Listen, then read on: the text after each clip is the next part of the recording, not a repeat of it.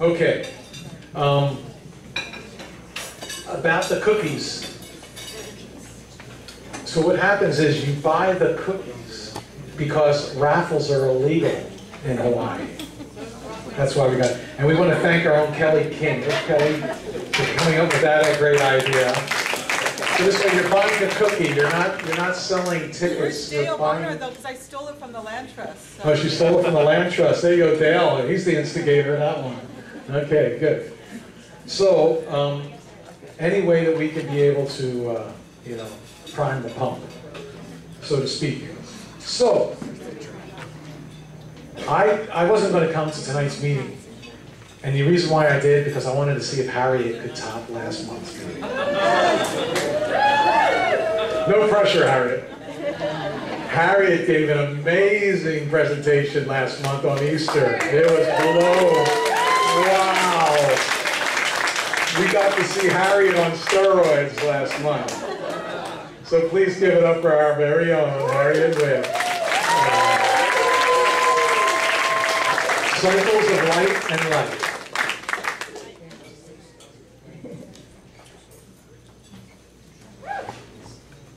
You and I are passengers on a blue-green planet that's orbiting a golden star. And right now we're approaching the point in our orbit that we call May 1st. And when we arrive at May 1st, we will be back at the spot in our yearly orbit where we were when an important event occurred on May 1st, 1976, 37 orbits ago. Anybody know what we call it when we return to the spot in our orbit where an important event once occurred? Anniversary. Yes, anniversary. Comes from the Latin annus, meaning ring, circle, orbit, annual, anniversary, annus. Anybody know what happened on May 1st, 1976 that was significant in the Hawaiian Islands? Hokulea? Yes, thank you. The maiden voyage of the Hokulea voyaging canoe, which launched the revival of the Polynesian art and science of navigating open ocean with no maps and no technology. Now you might wonder why I'd want to stand up here and talk about navigation to a bunch of farmers.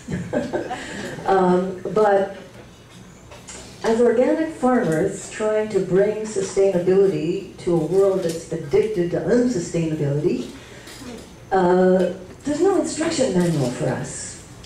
There's no map. We're navigating uncharted waters. So I'd like to launch into this topic by asking you guys a question. Anybody happen to know what a man's testicles have in common with the stars in the sky?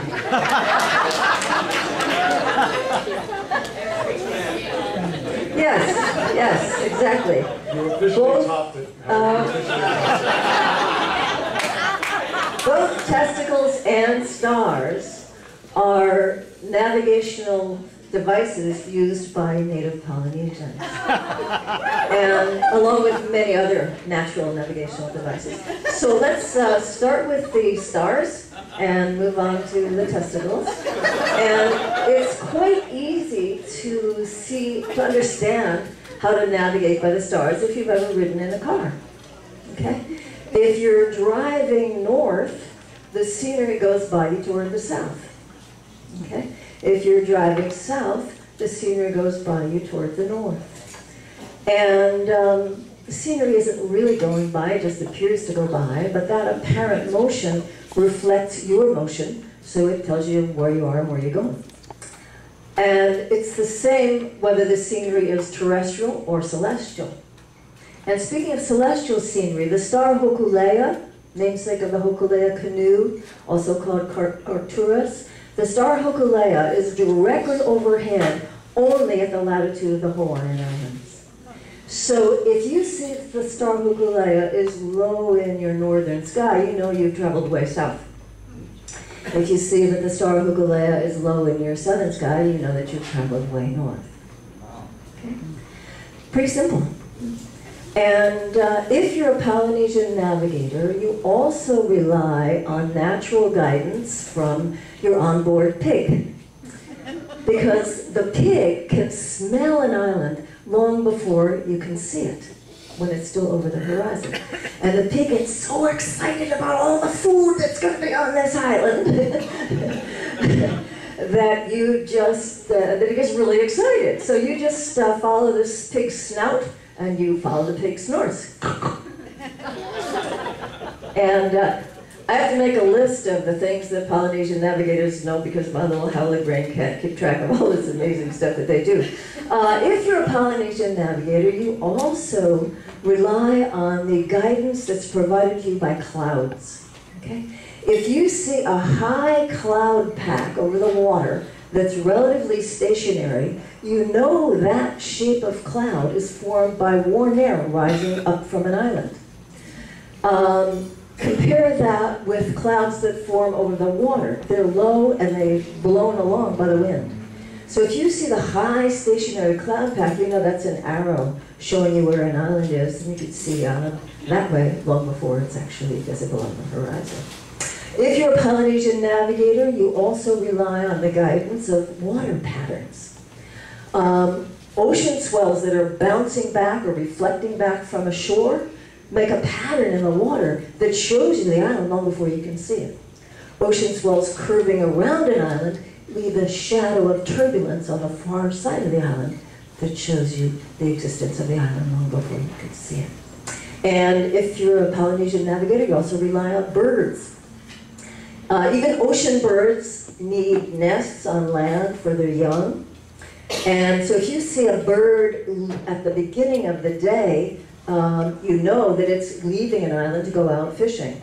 If you see a bird at the end of the day, you know that it's returning to an island, so you know where the island is. If you're a Polynesian navigator, you also rely on reflected light.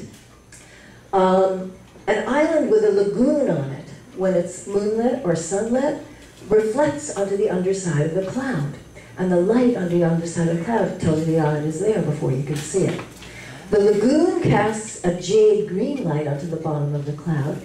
A wooded island casts dark green onto the bottom of the cloud.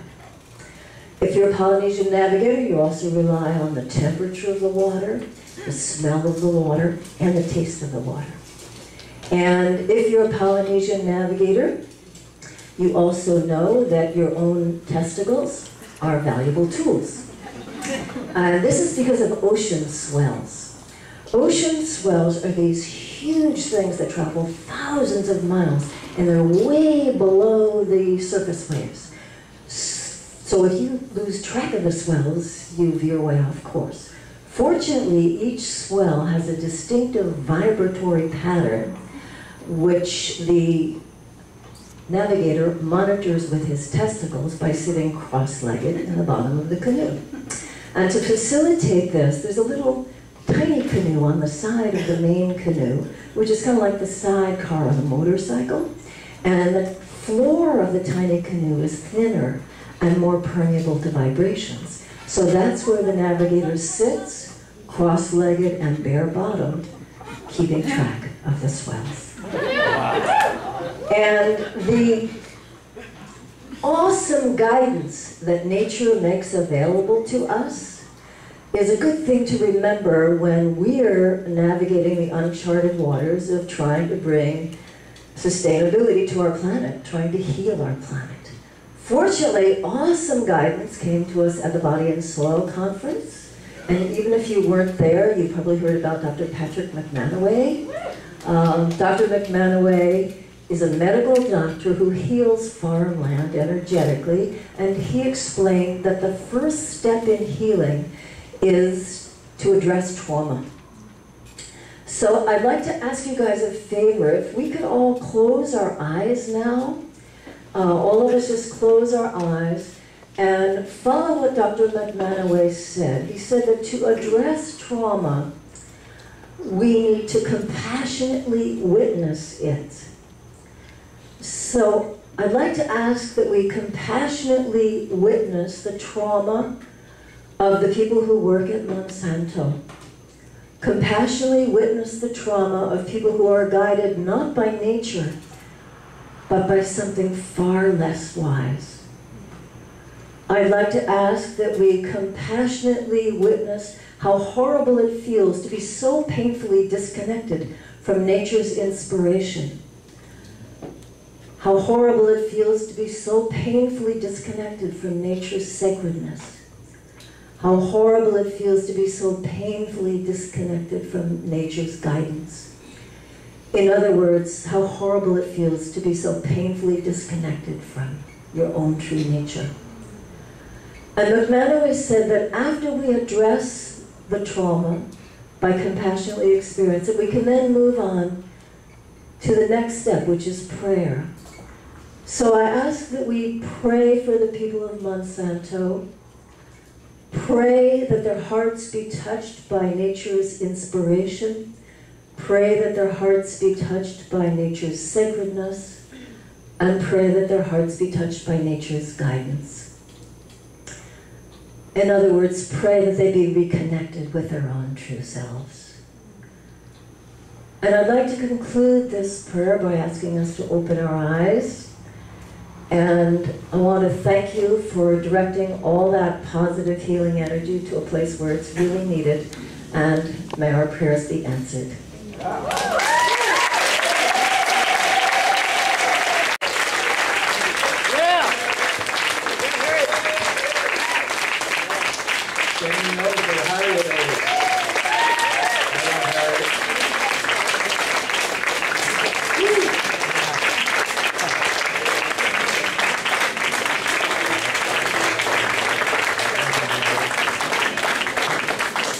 Okay.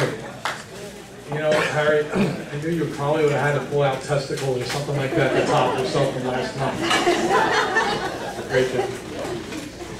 I pray that Monsanto's testicles are...